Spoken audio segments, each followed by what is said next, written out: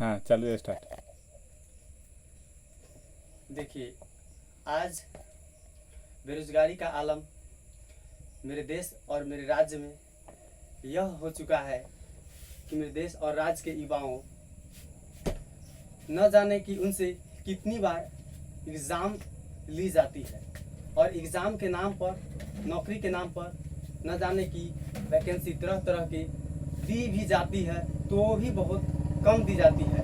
और इस वैकेंसी के जरिए सरकार जो भी पैसा या फिर इससे राजस्व उन्हें आमदनी होती है, ये न जाने इस पैसों की क्या करते हैं। हमारे देश में बेरोजगारी का ये आलम हो चुका है कि आज युवा बेरोजगार हम साथी सब रोड पर आने के लिए मजबूर हो चुके हैं। हमें राजनीति करने नहीं आता है, हम राजनीति करना भी नहीं चाहते हैं, लेकिन हमारे बिहार राज्य के मुख्यमंत्री माननीय सुशासन बाबू, जो अपने आप को सुशासन कहते हैं और सुशासन की सरकार कहते हैं और विकास पुरुष कहते हैं, ये ज़रा आज युवाओं के हालात देख ले और इन्होंने हम सब युवाओं को मजबूर कर दिए हैं राजनीति करने पर। ये आंदोलन करना, ये बेरोजगारी का जो आंदोलन है एक चरम सीमा पे चलाया हुआ है। ये बेरोजगारी ये किसी महामारी का जो है ना रूप से कम नहीं है। ये हमारे देश के, हमारे राज्य के मौजूदा हुक्मरानों का देन है। हमारे देश में तरह तरह के संस्थाएं हैं, तरह तरह के एग्जामें ली जाती है। हर प्रकार की संस्थान में, हर तरह के विभाग में, प्रत्येक प्रकार के डिपार्टमेंट में न जाने कि कितने पद रिक्त है। इन सारे पद रिक्त होने के बावजूद भी हमारे देश की सरकारें, हमारी राज्य की सरकारें हमें कहती है कि आप पकौड़े ताले, आप जो है कि छोले भटूरे की दुकान खोले। मतलब कुछ समझ में ही नहीं आता है कि इन सरकार आखिर के हम युवाओं के साथ करना क्या चाहती है। मेरे देश के यशस्वी प्रधानमंत्री जी, जो अपने आप को कहते हैं कि हम देश के यशस्वी प्रधानमंत्री हैं, जरा उनसे आज यह देश के युवा पूछना चाहता है कि जिस आशे और उम्मीद पर आपने यह 2 करोड़ नौकरी देने की वादा करके सरकार 2014 में लोकसभा चुनाव जीतकर आपने प्रधानमंत्री बना था, और उस प्रधानमंत्री के मुद्दा बेरोजगारी। शपथ ग्रहण में उन्होंने साफ साफ कहा था कि हमने युवाओं की सरकार है और हम युवाओं के दम पर सरकार बनाई है और युवाओं के लिए करेंगे।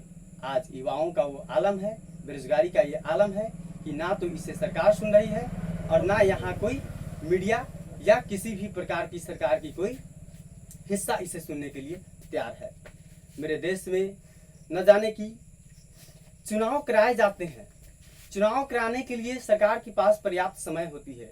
आज कोरोना वायरस की इस महामारी में सरकार चुनाव कराने के लिए एकदम ताबड़तोड़ जो है कि छानबीन तोड़े हुए है, लेकिन लंबे समय से NTPC, railway, SSC, bank, CTT न जाने कि उन तमाम तरह की प्रतियोगिताओं पर, परीक्षाओं पे एक तरह से देखा जाए तो प्रतिबंध लगा दिया गया है।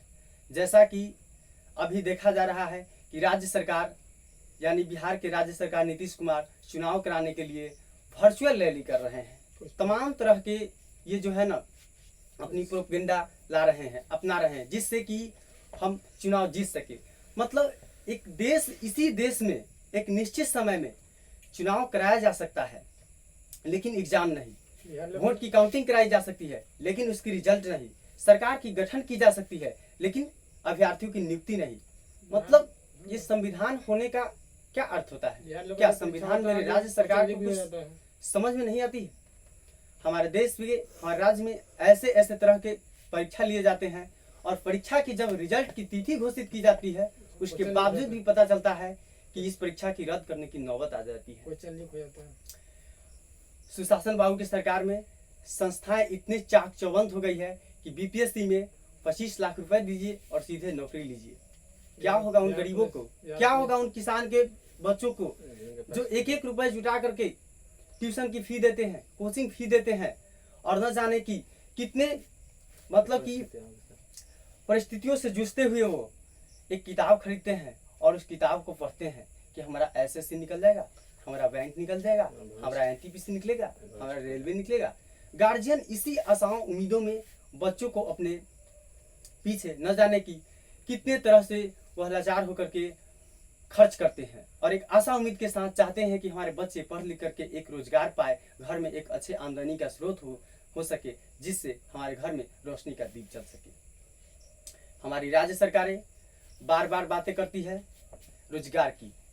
रोजगार एक देना न जाने की सरकार की लगती है कि यह वो आदमी से कोई बोलना नहीं। बपौती संपत्ति है, जैसे कि सरकार का एक अपना निजी संपत्ति है और उसको हमने मांगने का प्रयास करा है। नहीं भैया, हमने अपनी योग्यता, हमने अपनी क्षमता, हमने अपनी उन सारी प्रतिभाओं को आपने सामने रखते हुए हम आपसे रोजगार लेने के लिए तत्पर रहते हैं। इसके बावजूद भी तैयार है और ये मौजूदा हालात में सरकार कहते हैं कि मेरे पास नौकरी नहीं। शिक्षकों की भर्ती 94,000 बिहार में शिक्षकों की भर्ती चल रही है। नीतीश कुमार कभी इस पर एक बार खुल के बोले हैं? अभ्यर्थियों के लिए बार बार विज्ञापन जारी करते हैं, नोटिफिकेशन जारी करते हैं, बार बार इनके अधिकारी लेटर जारी करते हैं, न जाने की लेटर पर लेटर जारी होती है और इन सरकार इनको कोर्ट से लेकर हाई कोर्ट से लेकर सुप्रीम कोर्ट तक लड़ाते रहती है और विद्यार्थी इसी में उलझे रहे और हमारी चुनावी मुद्दा जो है कि बनती रहे। नीतीश कुमार जी और माननीय देश के प्रधानमंत्री जी, आप कान खोल करके सुन लीजिए। अब इस बिहार राज्य के युवा और पूरे देश के युवा, अब आपके यह जुमलेबाजी तरीके से जो सरकार चलाने का प्रोपेगेंडा है, युवाओं को जो ठगने का आपने पुरजोर तरीके से काम किया है, ये सारे के सारे जमींदोज हो जाएंगे। मेरे देश के प्रधानमंत्री के शरीर में जितने हड्डी नहीं होंगे, उससे ज्यादा योजनाएं धरातल पर उतार दिए। क्या हुआ उन योजनाओं का? उससे कितने लोगों को रोजगार मिला? क्या उससे मेरे देश की आर्थिक स्थिति सुधर गई? क्या उससे मेरे देश के युवाओं को रोजगार मिल गई? जब इन सारे सवाल प्रधानमंत्री से पूछे जाते हैं, जब ऐसे सवाल हमारे देश के युवा, हमारे देश के लोग जब सरकार से पूछते हैं, तो सरकार कहती है कि ये देशद्रोह लोग हैं, ये एंटी नेशनल लोग हैं। इस समझ में नहीं आता है कि कैसी पॉलिसी लेकर के सरकार हमारे सामने खड़ी है और हमारे देश की मीडिया इन्हीं सरकारों की महिमा मंडल में चलती है। एक भी कभी कोई मीडिया हमारे देश के प्रधानमंत्री से रोजगार के ऊपर एक शब्द भी पूछा हो? अगर रोजगार के ऊपर कभी भी प्रधानमंत्री से सवाल पूछा गया हो, हिंदू मुस्लिम, हिंदुस्तान पाकिस्तान, मंदिर मस्जिद, मतलब इन तमाम तरह के मुद्दाओं में उन्हें उलझा करके न जाने कि इनके भविष्य को एक ऐसी अंधकार गुफाओं में की रास्ता में इन्होंने प्रवेश करा दिया है जिसे वापस करना तो मुश्किल, ढूंढना भी संभव नहीं है। इस देश में अभी भी जितने भी बेरोजगार युवाओं हैं, आज रोड पर उतर गए हैं। आज 9 सितंबर 9:20